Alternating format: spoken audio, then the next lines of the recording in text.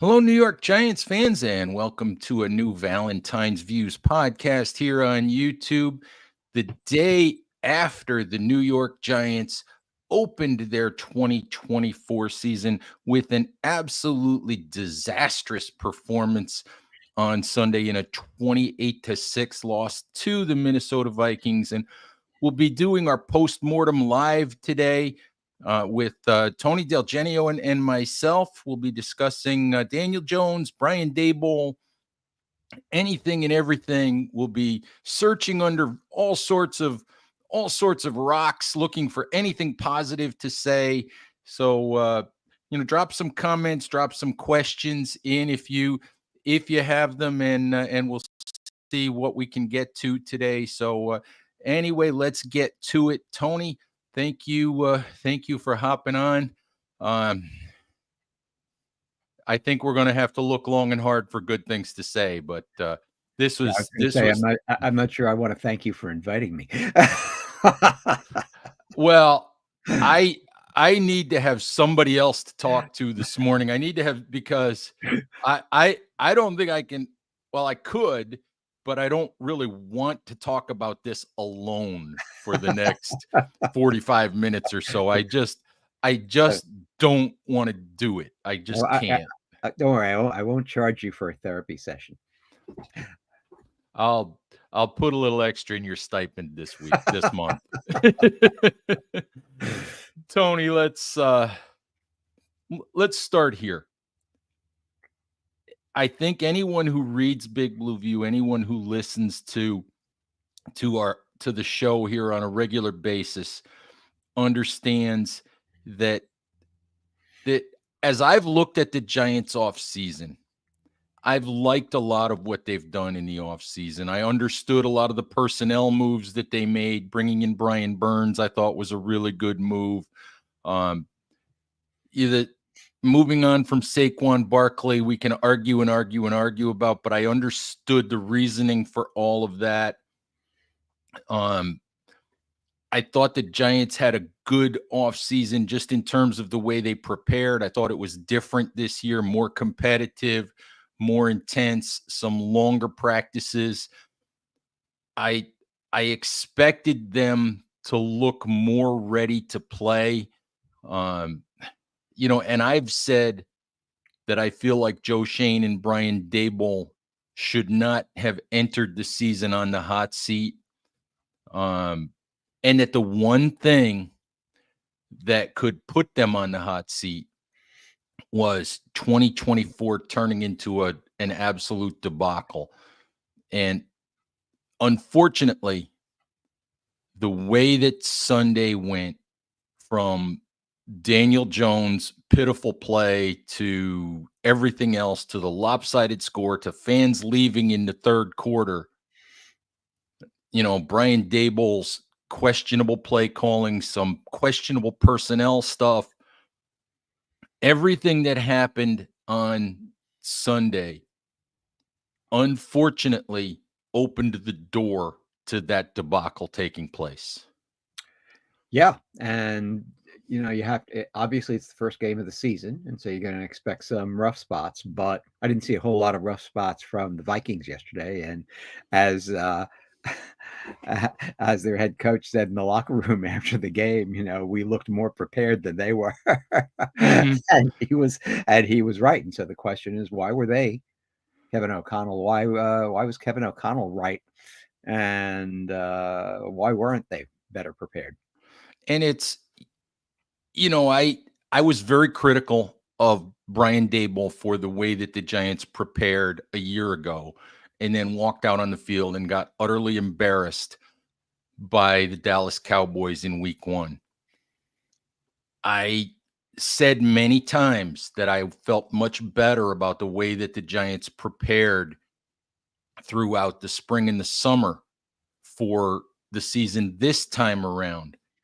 And yet they came out on Sunday afternoon on a day when, the Giants are celebrating their 100th NFL season, and there's all sorts of legendary Giants in the stadium, and it's a beautiful afternoon, and people were excited, and they came out and they played terrible, terrible, terrible football. They played, and I don't even want to go here, but I'm going to go here anyway. They played end of the Joe Judge era caliber football. I'm sorry. That's how bad it was.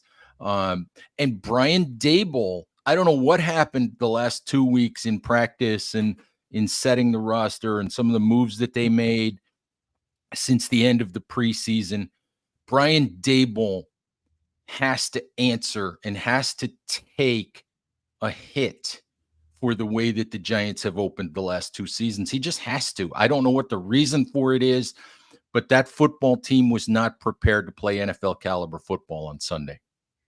Yeah, and the funny thing is that in his very first season as Giants head coach, they were prepared to play the opening game. I mean, they did not play great against Tennessee in that opening game a couple of years ago, but they were competitive and competitive enough to get it down to the final minute and to actually, with a little bit of luck, win the game. And the past 2 years, though, it's as if they're seeing the field for the first time in 3 months and that they haven't practiced at all. Yeah, it's disconcerting. It's disturbing. I have questions about some of the personnel decisions, about some of the people that they brought to the field on Sunday. But before we get to the quarterback topic, because I know that's where everybody wants to go, I want to stay on Daboll for a second because, everybody, we talked for months about, Daboll's going to call the plays and that's going to be a good thing. And I didn't see anything from the play calling on Sunday that made me feel good. You're expecting some sort of creativity. We watched downfield shots all summer. And I'll be honest, the very first Giants play was the most vanilla, simple turnaround, hand the ball off to Devin Singletary and run up the middle for 2 yards play that you could imagine.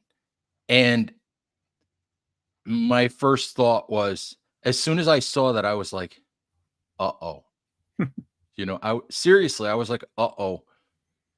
What are we going to see here? Are we going to see just, simple stuff? And listen, there was one pass thrown more than 20 yards past the line of scrimmage by Daniel Jones on Sunday. One. After a summer where day after day, we saw the ball go down the field and we heard Brian Daboll talk about, the need for shot plays. And that was one of the reasons why he took over the play calling. And Daboll, after the game, he didn't directly throw Daniel Jones under the bus, but he said what he said all of last year. Well, we called downfield plays. Well, I'm going to be honest. I was sitting in the press box, 6th floor of MetLife Stadium, above the field. I didn't see him. I didn't see guys running deep routes down the field. I think I saw Daniel Jones one time gear up to throw a deep shot and pull the ball down. So I don't want to hear we called the deep shots and they just didn't happen. I don't want to hear that after watching 2 plays from the 50-yard line where you're 2nd and 5, perfect opportunity to take a deep shot, and you call 2 quarterback power runs with a guy who's 9 to 10 months off of a torn ACL, back-to-back plays. I don't want to hear, well, we called them and they just didn't happen. Don't want to hear it. Don't know what Brian Daboll was thinking on the play that turned into a pick 6, because empty backfield, 4 wide receivers in a diamond setup on one side. I think it's obvious to everybody who understands football it was pretty darn obvious what play the Giants were going to run, and Andrew Van Ginkel certainly figured it out pretty quick. So not a good start for Brian Daboll, a guy who a lot of NFL people say is a really good coach and a guy who I personally like. But like I said at the top, Tony, this was a game that opened the door to all of that hot seat speculation and who's going to be the head coach next year. Okay, so there's a lot there. So let me say. Yeah, I did talk for a while. I'm sorry about that's that. fine, but you made a lot of points. So let me. I'll try hope you had a notebook. Yeah, really. I'll try to respond to each of the three things. We talk about the lack of creativity, and that's one of the most puzzling things, because if you look back at the 2022 season that was so surprisingly successful, why was it successful? And everybody kind of agrees that it was successful because Daboll and Kafka were fooling opposing defenses with creative play designs. And we saw a lot of it, especially in the Green Bay game. And that was another game they had no business winning that game. Yet they engineered a 91-yard drive to come back and tie the game in the second half with Jones limping on a bad ankle, with Saquon Barkley on the sideline having been hurt, and with guys like Marcus Johnson and David Sills and Richie James as the receiving targets. They managed a 91-yard drive to tie the game, and it's because they were doing all these creative things to get guys open in the intermediate range, crossing patterns and all of this stuff, and you're not seeing any of that stuff anymore, even though they supposedly have better personnel. So that's one thing that just absolutely confuses me, is that they look like a boring offense now, not just a bad offense, but a boring offense now. Can I interject real quick before you get on to your second point? The thing about that is, that's not what we saw all summer. That is not what we saw. That is not what we saw in the spring. That is not what we saw in training camp. We saw a lot of creativity, and it just didn't show up on Sunday, and it's disturbing. Yeah, and maybe that's a good lead-in for, I won't say my second point, but my second at least question, and that is, was Daboll just afraid of Brian Flores's defenses? And Flores has this very aggressive approach and has this reputation for blitzing a lot. But what he actually does a lot of is bring in heavy fronts, double mug looks and things like that. And sometimes he blitzes with them, but a lot of the time, those are just there to affect the offense. And when the ball is snapped, the linebackers that are up on the line drop back into coverage. And Greg Cosell yesterday morning before the game showed an example of that in his analysis of what Flores does on defense. And it was a play where he did exactly that to Baker Mayfield, and Baker Mayfield just didn't know what to do with that. Once the linebackers backed off, he didn't see anyone to throw to, and wound up taking a sack. I look at what the Giants did yesterday, and what were they doing? They were running a lot of two tight end sets. And it's not that you can't throw deep in a two tight end set, but it's generally a more conservative look. And you talk about explosive plays. Well, who's your explosive play guy on that team? And if there's one guy on that team that you would think is kind of the epitome of the explosive play, it's Jalen Hyatt, who has a reputation for somebody who can beat you deep, but isn't a particularly nuanced route runner, and so on and so forth. But he's the guy that you want to send deep. That was his whole thing at Tennessee. Really, so much of it was Jalen Hyatt only played 4 snaps in the first half, and he really didn't see the field. And I think it was in the first 3 quarters, and really didn't see the field much until the fourth quarter, when the game was already lost. And so, if you're going to have 2 tight ends in so much of the time, and if you're going to keep your kind of best deep play threat on the bench for most of the game,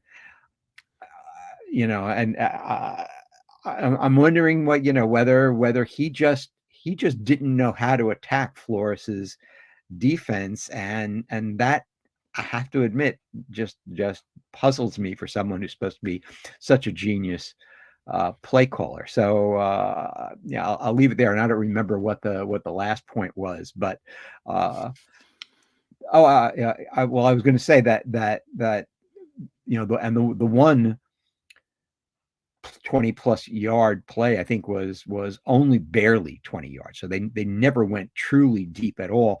But frankly, that's okay with me if you're running the intermediate routes, the digs and the outs and things like that, because while I and everybody else and all the highlight reels love the 40-50 yard bomb plays, and those are certainly great and fun to watch. The bread and butter of explosive passing offenses is the intermediate routes, the 20 to 30 yard things, and they just weren't doing any of that yesterday against that defense. And I realize, the way that Flores runs things, he showed a lot of too high safety yesterday. That's designed to take some of that away, but you've got to have answers for that somehow. And they just didn't. I didn't even see a philosophy on offense, as you say. Sending Devin Singletary up the middle on your first play from scrimmage, that's a pretty disappointing way to open the game. So I just don't know what Daboll is thinking about his offense, other than, and maybe this will lead into what you want to discuss next, he has no confidence in his starting quarterback. Yeah. And you're right. It didn't look like Daboll had answers. And something that was disturbing to me, as we get into Daniel Jones, something that was disturbing to me also was that I talked to a lot of the offensive linemen after the game. And these are veteran offensive linemen. And there were admissions from some of these guys that they didn't know who to block. They didn't know who was coming and where it was coming from, and maybe that's why you're using double tight ends and keeping guys in, because you figure that maybe with numbers you'll figure it. You'll accidentally figure it out. But that is a very damning assessment of the preparation. It really is. When, yes, Brian Flores is a good defensive coordinator. Yes, he's creative, but these are veteran offensive linemen who have seen all of this before. And it's disconcerting to hear them talk about, we didn't start to figure out who to block until, somewhere in the third quarter. And, and that's pretty scary. Yeah, and I mean, the one play that sticks in my mind was the Van Ginkel interception and pick six. And I look at that, and I mean, first of all, I have to admit, I don't know why Daboll and other coaches are so fond of these bubble screens. To me, they don't work all that often. I agree. When you're deep in your own territory, I just don't know that that's a great play to call in the first place. But I mean, I've watched the play, and I watched the next gen stats tracking of all the players during the play so that I could see. And on that play, Illuminor kind of just drops back as if he's pass protecting on a regular pass, and Van Ginkel, who is lined up wide out, has a clear path to the ball, and I'm wondering on that play why the quarterback. And I think we spoke yesterday a little bit, and you were saying that he's just supposed to take the snap and immediately pass the ball on those bubble screens. But I'm wondering whether he's not supposed to at least look to see whether there's an edge defender who's out there who can possibly break it up before he actually gets rid of the ball. And if there is, I'm wondering whether Illuminor is actually supposed to get out there and try to interfere with him, because he Illuminor, according to the tracking, really didn't do that. He just dropped back as if he was pass protecting on that play. And so Van Ginkel absolutely had a free path to get to the ball on that play. And so I just watched that over and over again, and I said to myself, well, how is this play actually supposed to work? And Absolutely. and Yeah. I don't have an answer to that. Nor do I, because you're running an obvious bubble screen to a side where there's a wide 9 defender and you're right, maybe Illuminor needs to go try to attack Van Ginkel, but can he even get there fast enough? I don't know. Does the quarterback have an option to change that play? He's got a completely empty backfield. So I don't know if he's even got an option to change that play. It was just disastrous. Maybe he's got to just eat that ball, throw it into the ground. I don't know. But we're 21 minutes into the show, and we've avoided it long enough. We've avoided it long enough. We have to talk about Daniel Jones. And listen, I'm going to do this again. I'm going to talk for a couple of minutes before I give you the floor. So take notes if you need to. but listen, I need to start by defending myself a little bit. You and I had talked about this a little bit offline. In my Things I Think column on Sunday night, and in the Kudos and Wet Willies on Monday morning, there are a lot of Ed is a shill for Daniel Jones. Ed is a shill for the organization. Ed's a Daniel Jones lover. He'll never criticize Daniel Jones. Well, excuse me, people. I am going to question your reading comprehension if you read either one of the pieces that I wrote in the last 2 days and don't see those as critical of Daniel Jones. I clearly said he was bad on Sunday night. I clearly said you can't take him off the hook for anything. There were other circumstances. There were drops. There was offensive line play. There was the play calling. But you cannot excuse the way that Daniel Jones, in his 6th year in the league, played quarterback on Sunday night. I gave him a wet willy on Monday morning, which a lot of people always say that I'm hesitant to do. He clearly deserved one.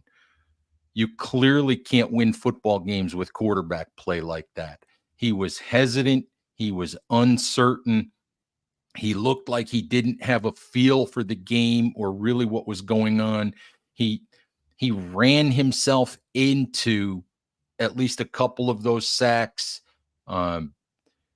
He was very unsure, and even more damning than the interceptions and even more damning than some of the hesitation, some of the open throws that he missed, something that bothered me immensely on Sunday night was, he said, about some of those missed throws, he said, I need to do a better job of staying on balance to throw the ball. You know what that translates to for a quarterback? That translates to, I was watching the pass rush and making sure I didn't get hit. I was bailing out and didn't use proper fundamentals to throw the ball because I saw the pass rush. And you cannot play quarterback that way. Now, maybe he has said many times that he doesn't think about his knee. Maybe that's not true. Maybe Daniel Jones' confidence is just shot. Daniel Jones has never been a great quarterback, but you feel like he's been able in the past to play competent to slightly better than competent quarterback in the NFL. And that's what the Giants need. And, if he's going to play quarterback the way that he played quarterback on Sunday, then the Giants need a new answer, and they're going to need it pretty soon. So, and I mean, yeah, I see it, people. I see it. I understand it. I know that it's got to be better than that, and maybe it's not. Maybe at this point in his career, he's not capable of making it better than that. I don't know. Yeah, he shows every sign. I mean, I guess I'll say one thing just to start off. I mean, the offensive line disappointed me yesterday, but I didn't think, especially in the first half, that they were that bad. I thought he was getting some clean pockets to throw from, and I thought in general they were doing a fairly decent job, especially relative to the disaster that was last year, when in the very first game, starting with I think the second drive of the game, it was just lights out on the pass rush by Dallas the entire game. After that, I thought the offensive line held up fairly well, at least in the first half, and they I think started to play more poorly in the second half when the game was getting out of hand. So it was a disappointment to me overall. But even when in the first half, when the game was okay, Jones was underthrowing receivers. He was throwing passes at the foot, feet of Theo Johnson, for example, and things like that. And he just, I mean, he looked scared back there. He looked exactly the same to me yesterday as he looked in 2023, and not like what he looked like in 2022. And so again, in the first half, I didn't think that was warranted. I thought he was getting decent protection in the first half, Right. and that he would sense that and kind of become comfortable and start running the offense that he was supposed to run. And I never really saw that from him Oh, yesterday. He seemed to play scared the entire time. And I mean, he was very inaccurate yesterday. I mean, he barely completed 50% of his passes, and a lot of that was because he just threw bad passes. I mean, oh, absolutely. threw passes that didn't deserve to be caught. And then you have the other problems that Jones has long been known for, of fixing on the first read.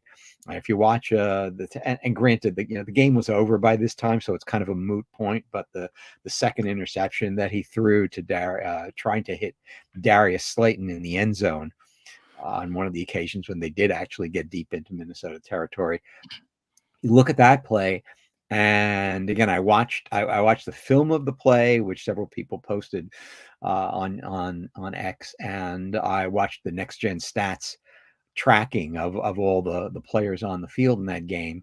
And on the film, you can see that Jones just locks onto Slayton as soon as he drops back and never takes his eyes off Slayton. You can see that Slayton, as he's going into the end zone, has three different defensive backs surrounding him, one on either side and then another one in front of him, so that the odds of getting the ball to him safely are minimal. And then the third thing is that despite that, he throws the ball behind Slayton on that pass into the end zone, instead of trying to like lead him into the middle of the field, which was his only small chance of actually getting the ball to Slayton. And then the fourth thing is that he never looks for a second read. And if you look at what was going on that play, um, Neighbors was going down and drifting toward the middle of the field, but he was well covered. But you had Wandale Robinson crossing with him and heading for the corner of the end zone, and he was between two defenders. But those defenders, the first defender was actually on Neighbors and wasn't really in position to stop on a dime and cover Wandale. And the second guy was tracking Wandale, but he was far behind him. And I thought that Jones at least had a chance, if he went to his second read, of trying to hit Wandale in the far left corner, of the end zone with that pass. And instead, he threw a pass to Slayton that had no chance of being completed.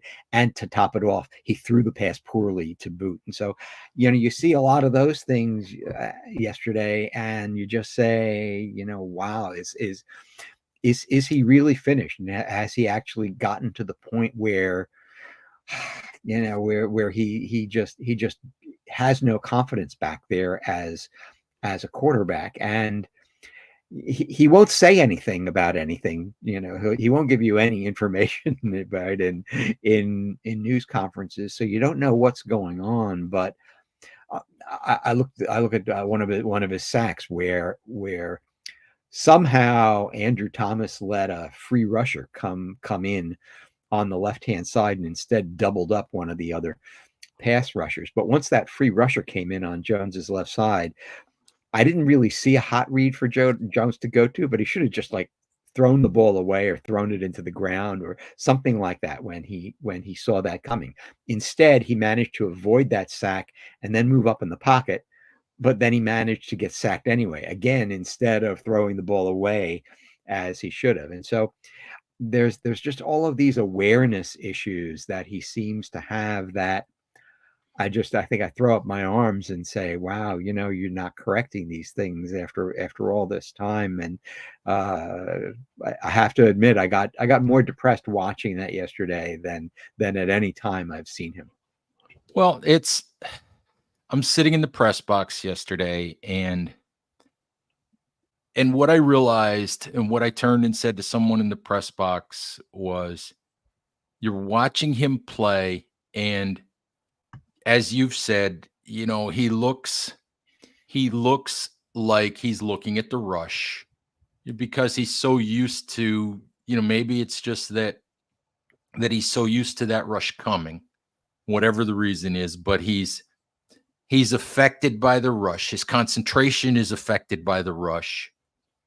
And we've talked about inability to get beyond first reads, and you're watching him play, as I said, from way up above in MetLife Stadium, and you're thinking, he just doesn't feel what's going on out there. He just doesn't feel the game. And in the 6th year of his career, that's probably not going to change. In fact, I would say at this point, the hay is out of the barn, and that's not going to change. It's disturbing because the Giants did a lot of things this year. They chose not to draft a quarterback. They got him Malik Neighbors. They got him Theo Johnson, who had a rough game, by the way. But they put a veteran offensive line in front of him that they spent a decent amount of money on.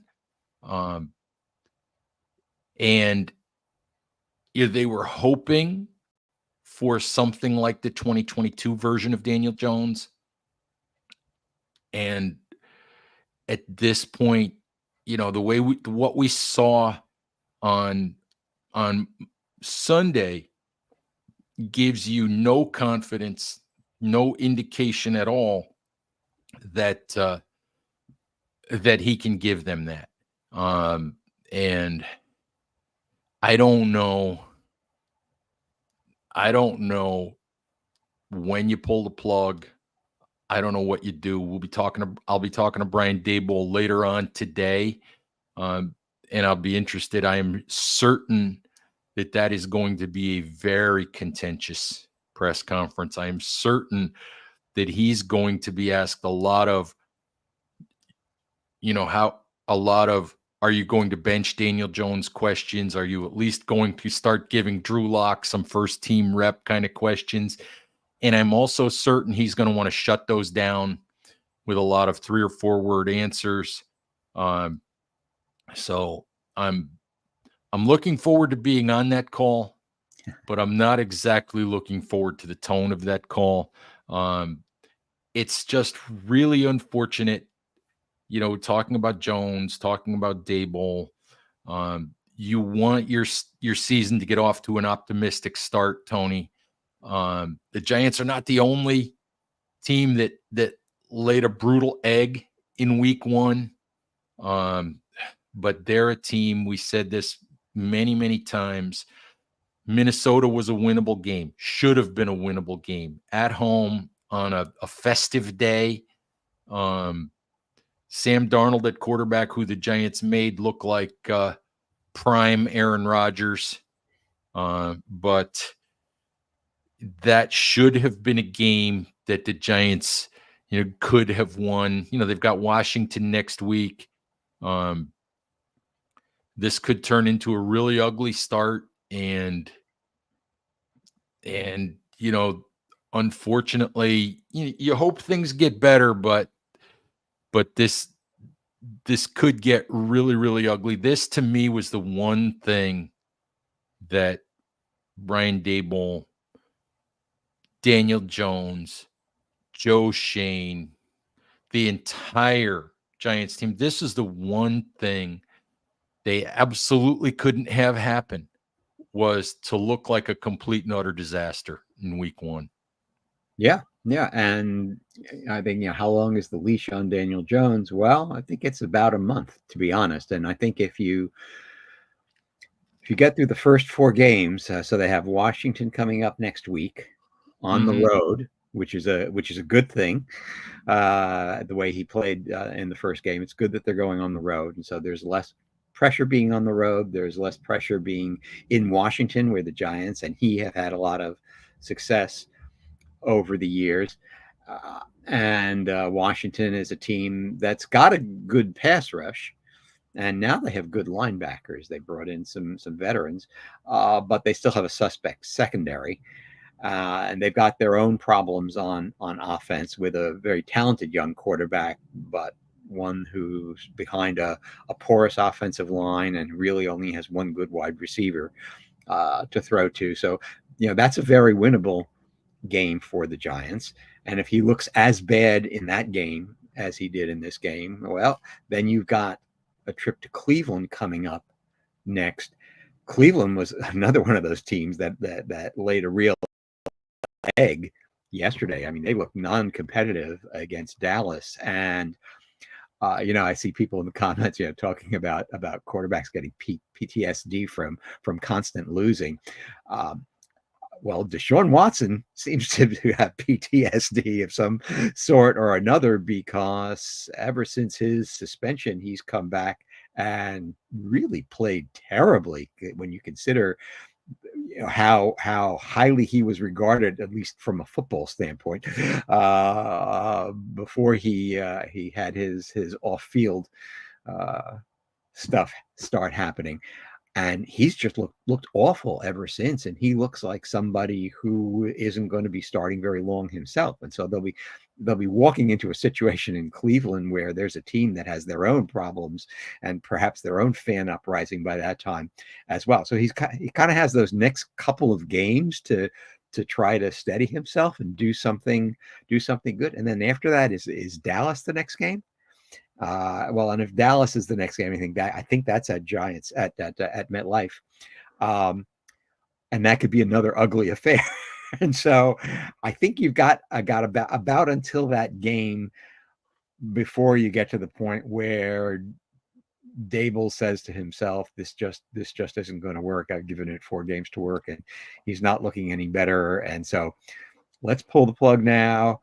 Let's get him off the field, and so that injury guarantee never comes into play, and we'll just get Locke or DeVito out there, and then and go with that for the rest of the season, and then I don't know, maybe they wind up having such a bad season that one of those college quarterbacks that looked so good this past Saturday will be there by the time they draft, and they can go ahead and get one. Maybe that then turns into the strategy for 2024. And I don't want to say tanking, because I can't believe a head coach would ever willingly tank, but they may just kind of give up on the season and just say, let's just try guys out and see as many guys as we can, and so that we can evaluate people and decide what we're going to do in the draft along the way. Well, I do know this much. I do know that the Giants entered this season not wanting to quickly pull the plug on Daniel Jones. All right. They want to ride this out. They want to see if they can be competitive. They don't want to quickly, pull the David Carr or Derek Carr, Russell Wilson, yank him off the field because everybody knows it's about the money kind of thing. But Brian Daboll's job is dependent on the football team looking competent. Joe Shane's job is dependent on the football team looking competent. And if you play the way that Daniel Jones did yesterday with horrible fundamentals when it comes to even throwing the ball, with awful judgment, with so much hesitation, then yanking him off the field is about nothing other than performance, because you can't be fair to the rest of your football team if that's the kind of performance you're getting from your quarterback. And that's as honest as I can be. Look, I've understood a lot of the decisions that the Giants have made regarding Daniel Jones, just the various situations and all of that. But I said a while ago, at some point, the reasons are pointless. You just have to make the move. And if he continues to perform like that, you have to make the move to be fair to yourself and to be fair to the rest of the football team. So we'll see if and when Brian Daboll decides to pull the plug, but it might be a lot sooner than anybody thought if Jones doesn't play a lot better than that very quickly. Yeah, and it's not, I think, even a matter of the wins and losses so much. If they had lost the game yesterday and played an exciting, dramatic, back and forth game with a team that people thought was sort of evenly matched If you, with yeah, them, and they wound up losing 28-27 on a last minute touchdown or right. something like that, then you're disappointed, but you say, well, you know what, it was a good game back and forth. They showed some things to feel good about, and well, we'll move on and try to win next week. But yesterday was not that game. Yesterday was a game where they were just mostly non-competitive, and when you're non-competitive, that's when I think changes start to happen sooner rather than later. Right. They did not, on a lot of occasions last year, look like an NFL caliber football team. And on Sunday, the last thing in the world that you could have happen was to not look like an NFL caliber football team. And that is exactly what happened. And Tony, let's talk about a couple of other non-Daniel Jones things that bugged me yesterday. In 2023, I thought there were some odd roster decisions. There were some odd playtime decisions. Josh Azudu playing left tackle after not practicing there all spring and all summer. Bringing in, what felt like a dozen slot receivers in the spring and not addressing other positions. And again, on Sunday, I'm looking at a couple of the things that happened and scratching my head and going, what are they thinking? One of those involved Jalen Hyatt, like you mentioned, only playing 16 snaps, playing a lot of those late in the game. Why, if you were going to play Darius Slayton 51 snaps and barely use Jalen Hyatt, why did Jalen Hyatt take starter reps all summer? Another one involved Cordale Flott playing 30 some odd snaps. Drew Phillips, who made a really nice play at the beginning of the game, playing only 16. Here's a Josh Azudu situation. Cordale Flott played outside cornerback all spring and all summer. missed a couple of weeks with a quad injury, I think it was, in training camp. He started the game outside, and then all of a sudden, and I need to see the Pro Football Focus snaps by position numbers, but then all of a sudden, when Drew Phillips is not hurt, and when Drew Phillips' third-round pick is playing well, all of a sudden, Drew Phillips is playing 16 snaps, and Cordell Flott is in the slot where he has not practiced. And I don't get that. What are you thinking? And the other one that bothered me immensely, and maybe this is a front office thing, but it's also partially a coaching staff thing, Gunnar Olszewski. Now, guys are going to get hurt, but Gunnar Olszewski gets injured in the pregame. Okay. Now, I'm not sure Gunnar Olszewski was healthy to begin with. He hurt a groin muscle in the second week of the preseason. A few days before the game, I saw him catching punts, and he was moving. He was moving okay, but he wasn't going full speed.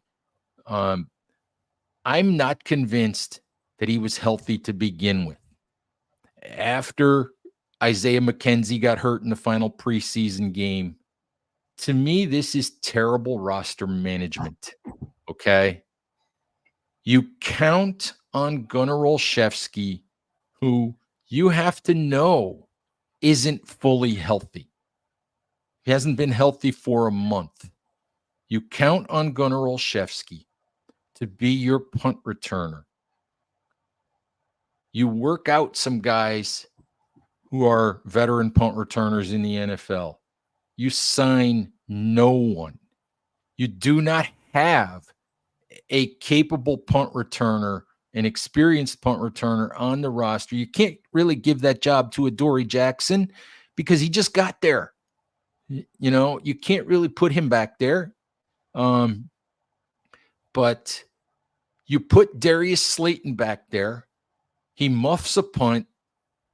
And then after muffing a punt, he basically runs the other way on a ball that landed around the 10-yard line because I think he wanted nothing to do with the ball.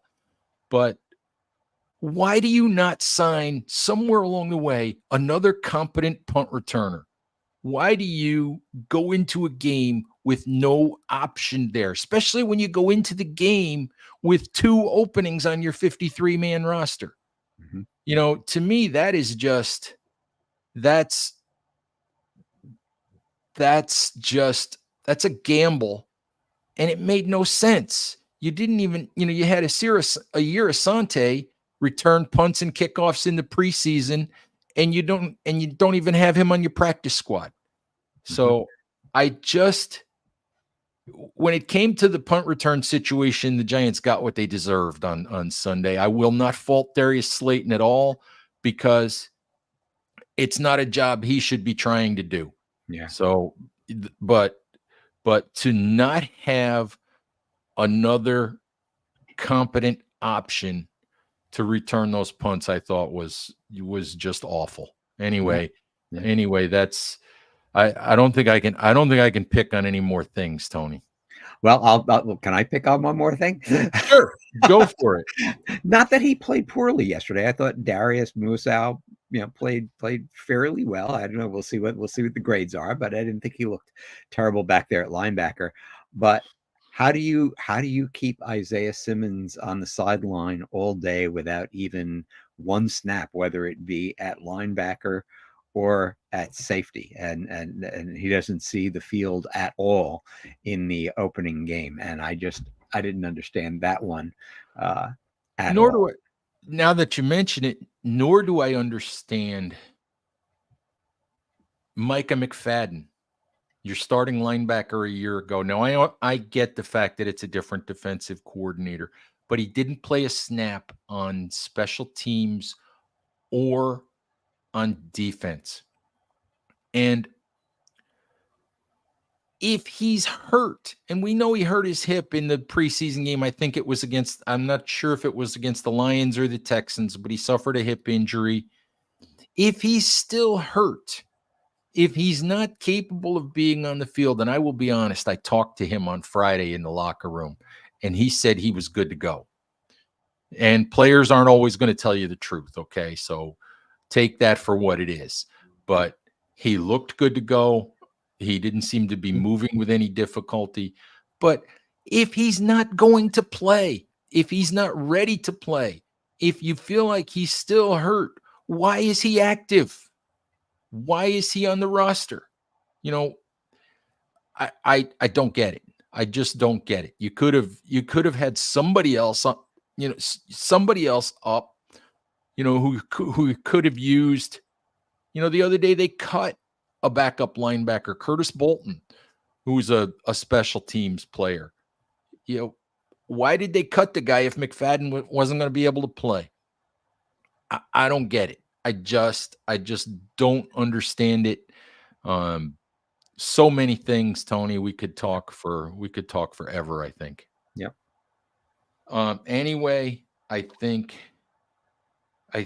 that's about enough negativity. About the only good thing I can say, Tony, before we sign off, is there were a few rookies: Muasau, Drew Phillips, Tyler Nubin, who played well. Malik Neighbors did drop a pass, but he did also make a couple of plays.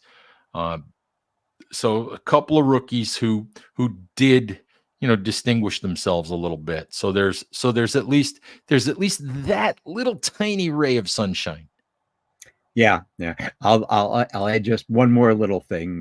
We've gone a long time already, but we shouldn't leave without pointing out that the only way that that Kayvon Thibodeau and Brian Burns were on the field yesterday is to look at the snap counts, and they actually both played more than 40 snaps yesterday, and they did absolutely nothing except that Thibodeau had a face mask penalty that killed a third down that would have ended a Vikings drive, and they scored a couple of plays later to kind of break the game open. That was the only thing he did. What?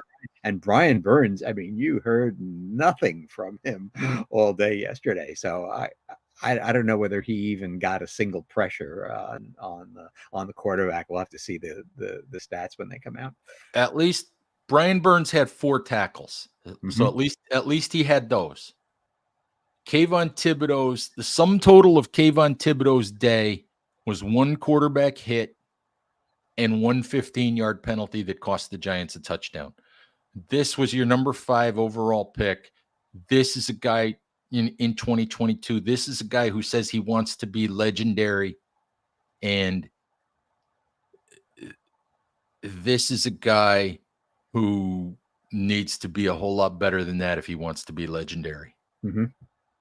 Anyway, Tony, I think I think that's enough negativity for what at least where I am on this Monday morning is a gorgeous looking Monday morning, and I think I've done enough of this. I think I want to go and enjoy some of the beautiful morning here in upstate New York. Okay, and we'll hope for a little better next Sunday. I can't say I'm very confident, but all right, and wish me luck in this upcoming Brian Daboll presser because I can't imagine that this is going to be much fun. Anyway, all right, Tony, thank you as always. Giants fans, thank you as always for listening. Please remember to like, share, and subscribe to support the show. And also, please stay safe out there. Take care of each other, and we'll talk to you soon. Bye-bye.